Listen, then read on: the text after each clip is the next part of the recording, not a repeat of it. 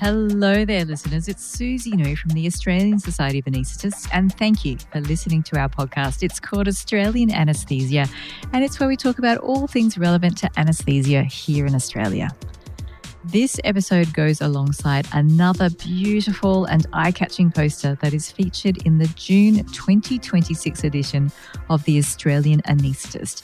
This is the magazine that the ASA, the committee that I oversee, produces, and I believe is perfect to be left in the tea room or coffee tables around Australia for everyone to enjoy. If you're not a believer in hard copies, then you can access the magazine for free on the ASA website. The poster has a great image and it has been printed so that you can cut the page out and display it somewhere around your hospital. Hopefully, some of you out there listening to this podcast right now found your way here via the QR code on that poster. The image was developed by one of our talented trainee members, Dr Nathan Chin, who not only created the artwork but did it while preparing for his exams.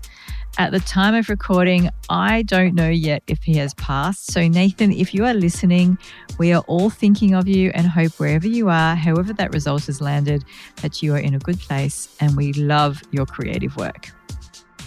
In this podcast, I'm giving a review, a summary of an article that was published in the April 2026 edition of Anesthesia and Intensive Care. I've lined up one of the authors to join me on a future episode of this podcast. All going well, I'm hoping to have a behind-the-scenes look at what they did and some tips for how you might get something similar going in your hospital, because implementation is such a big thing. So if you want to listen to that episode that's in the pipeline, please hit that follow or subscribe button so you don't miss it. Okay, on to the article. What the researchers did was take photos of sharps bins. Can you see the relationship to the image now? And see how much waste they contained that shouldn't have been in there, so non-sharps waste. Why is this an issue? Well, sharps bin waste is the most expensive waste to get rid of, both from an economic perspective and also in terms of the impact on our environment. From their paper, getting rid of sharps waste could be 30 times more expensive than getting rid of general waste. 30 times. I didn't quite appreciate this, but there are sharps bins intended for sharps only and pharmaceutical sharps waste bins, which are intended for both sharps and discarding medications. Those bins that take both sharps and pharmaceutical waste must be incinerated. And what I learned from my training with the Australian Medical Assistants or AUSMAT team up in Darwin is that incineration means reaching super high temperatures so that you get full degradation of those waste medications. It's not just burning things in a fire, which I've seen plenty of times in my work around the world. And incinerating that waste comes with an environmental cost, as you'd imagine. The carbon footprint of incineration could be 10 times that of disposing general waste, which is not incinerated. I didn't realise that the pure sharps bins, so those that don't take medication waste, they're usually washed, autoclaved, and then shredded or crushed before going into landfills. There you go. And that can have up to 5 times the carbon footprint of regular waste. Those figures that I've just quoted are from the UK, where they use less coal and gas. So it's likely that the carbon footprint is even higher in Australia. What I found interesting, and again, the authors are quoting UK data here, is that sharps disposal, the autoclaving, crushing, landfill type of disposal, produces 50 times the amount of carbon dioxide emission compared to recycling. 50 times. Whoa. I'm going to segue here. I did a sabbatical in Zurich, Switzerland a few years ago. Gorgeous country. In Zurich, general waste, I'm talking about household waste here, needs to go into a specific rubbish bag, which is known as the official Zuri sack. The Zuri sack costs more than a regular garbage bag that you might otherwise buy at the supermarket because it is taxed and you have to use it. You can't put your household waste in a regular garbage bag. It has to go into a Zuri sack. They are also super strict about recycling, so strict that if you put recyclable materials in your Zuri sack, you can get a fine. So in that environment, we became much more aware of what we were buying, not just the actual stuff we were buying, but the packaging that it came in or the waste that comes with it, because we're having to pay for what we threw out. This is otherwise known as the polluter pays principle. And I think this is generally what we lack here in Australia, and particularly in healthcare. We buy stuff, we open endless amounts of packaging, and we don't think about how or how much it's going to cost to dispose of it. Do you know, for example, how sharps waste is handled in your hospital or your health service? All right, back to the study. In terms of methodology, all I'll say here, because as I said, I'm hoping to go through this in a future podcast with the researchers, is that they took photos of sharps bins and counted the numbers of non-sharp items. They didn't count the number of sharps, which seems like a really good idea because I personally wouldn't fancy counting needles and small bits of broken glass. They also surveyed each site, so each hospital or health service, and asked what recycling was available, such as syringes, tempered glass, etc. Yep, you heard me right. Syringes can be recycled in some places. That is news to me. What I found noteworthy in terms of the results is that the presence of a policy in terms of what can and can't be placed in sharps bins, that did not correlate with less contamination. And to me, there's no surprises there. We know that policies don't always translate to action on the ground in every operating theatre. As I said, hospitals or health services were also surveyed about their recycling capabilities. I found a lot interesting here. 19% of those surveys could recycle plastic syringes. Okay, it was small numbers as they only included 21 surveys, but that's nearly 1 in 5 hospitals or health services where you can recycle your plastic syringes. And I'm only hearing about this now. And 1/3 of the health services could recycle plastic ampules. And I've also learnt that gloves can be recycled, albeit that was only one survey response. But imagine, what would it look like if we recycled all gloves used in healthcare? What also surprised me is that only 2/3 of the survey responses said that paper could be recycled. And I'm surprised it was only 2/3 and not closer to 100%, because in terms of what we do at home, I feel like we've been recycling paper forever. So it's no surprise then that of all the non-sharps items that they counted, 79.5%, nearly 80%, or 4 in 5 items could have been recycled for perhaps 1/50th of the carbon footprint. That is astounding. I don't know, am I the only one who is this surprised that so much hospital waste could be recycled?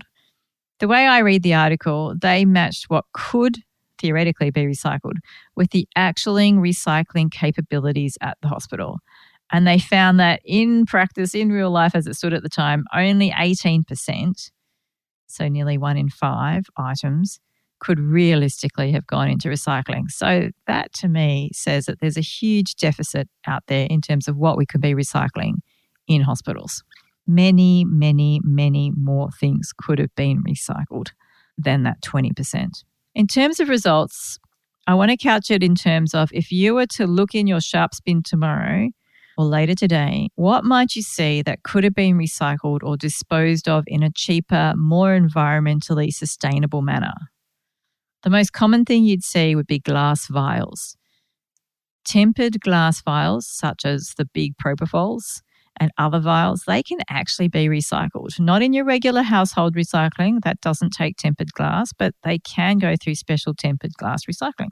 So, looking in your sharps bin, you might expect to see 4 glass vials and 2 of the larger propofol vials. The next most common thing that you might see is plastic syringes without needles. Now, come on, theatre users of Australia and New Zealand, namely us anaesthetists. We can do better than that. On average, 5 syringes per sharps bin are in there without a sharp attached. They could go somewhere else. I personally take great pride in detaching my drawing up needles from the syringes and putting them in the non-sharps waste bins. Maybe, again, it's a hangover from my time in Zurich, where they take recycling to the next level.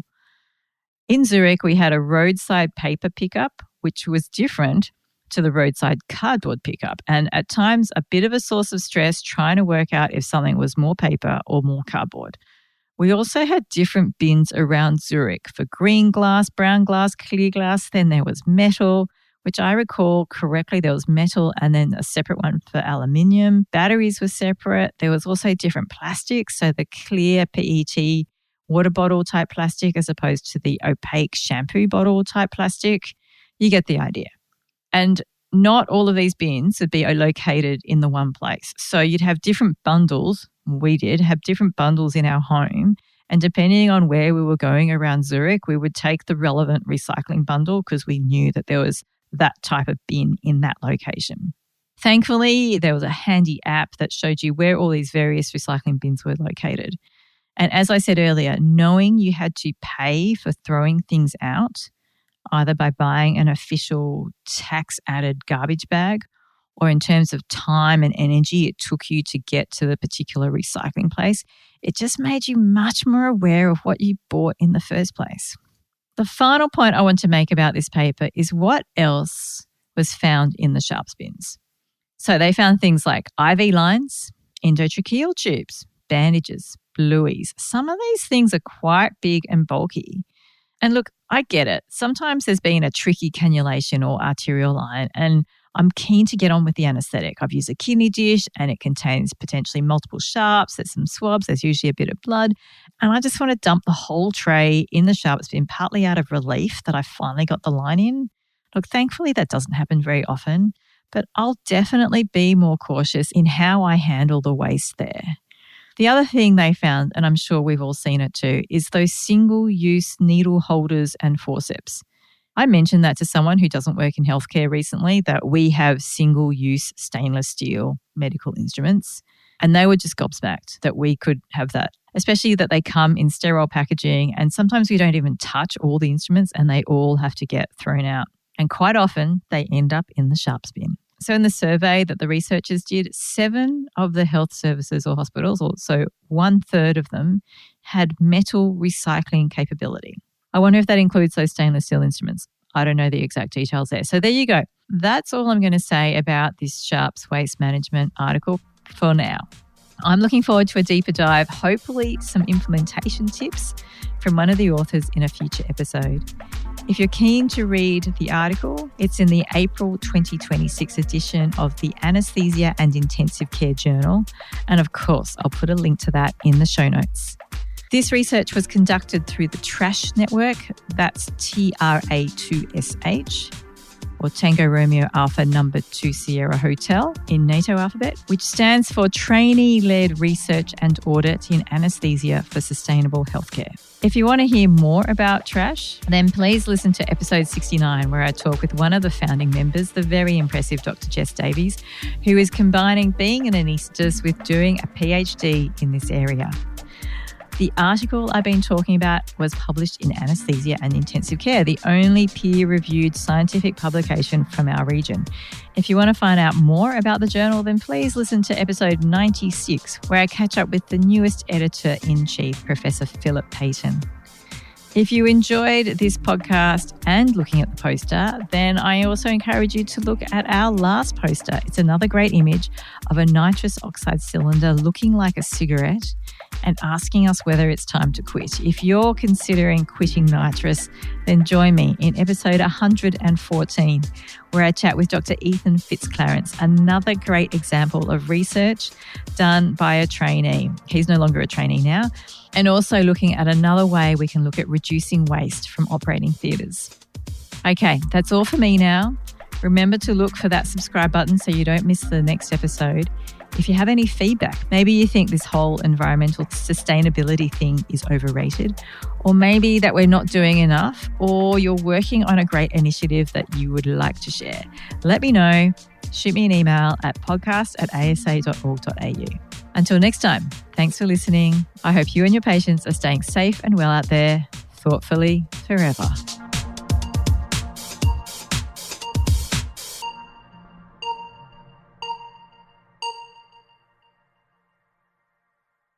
This has been Australian Anaesthesia, produced by the Australian Society of Anaesthetists, with many thanks to host and editor Dr Susie Nu, with music by Soda Lime Music, sound and engineering by Bearview, and graphics by the ASA Communications team. For more content, please visit www.asa.org.au.